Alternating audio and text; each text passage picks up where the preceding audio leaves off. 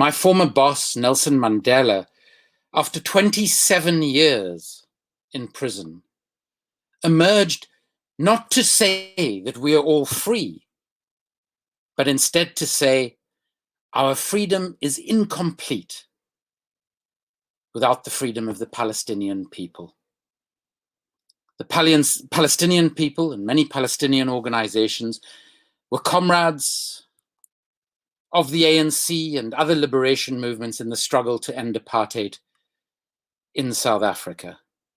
But what we have seen in Israel over the past few years, and more intensively over the past few days, is a degree of racism, a degree of brutality and inhumanity that I believe surpasses what the South African apartheid state did to the vast majority of our citizens.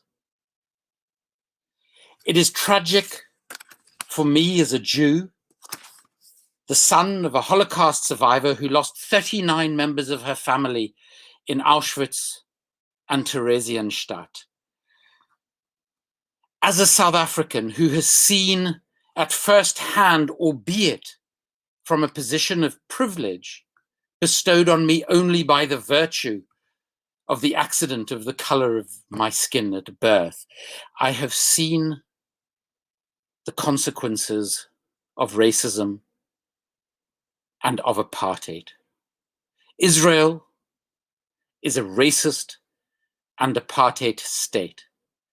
Our governments in the United Kingdom, in the United States of America, across Europe, have to immediately embargo any form of arms sales, of military cooperation with the state of Israel. The lives of innocent, ordinary Palestinian people depend on it. And every minute that we don't do that is going to result in further death, further destruction, and further immiseration. The parallels, I think, have gone beyond what we experienced in South Africa. This is the South Africa of the 1960s, where unarmed women protesting against having to carry identification books were mowed down by apartheid policemen. This is actually killing women, children, and other innocent civilians in their homes, in their streets, randomly and wantonly.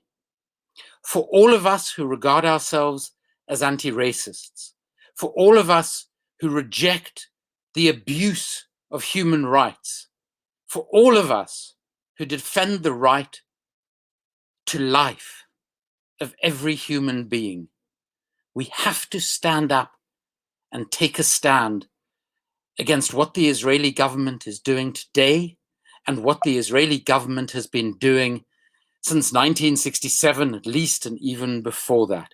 For, as my esteemed friend and Nobel Peace Laureate Archbishop Desmond Tutu said, if you are neutral in situations of injustice, you have chosen the side of the oppressor. Thanks for watching this clip from DDN Live. If you want to watch the whole video, simply click the link below. But most importantly, support the incredible work of Double Down News by visiting their Patreon page and becoming a patron now. Join the future of journalism, support alternative analysis to the mainstream media.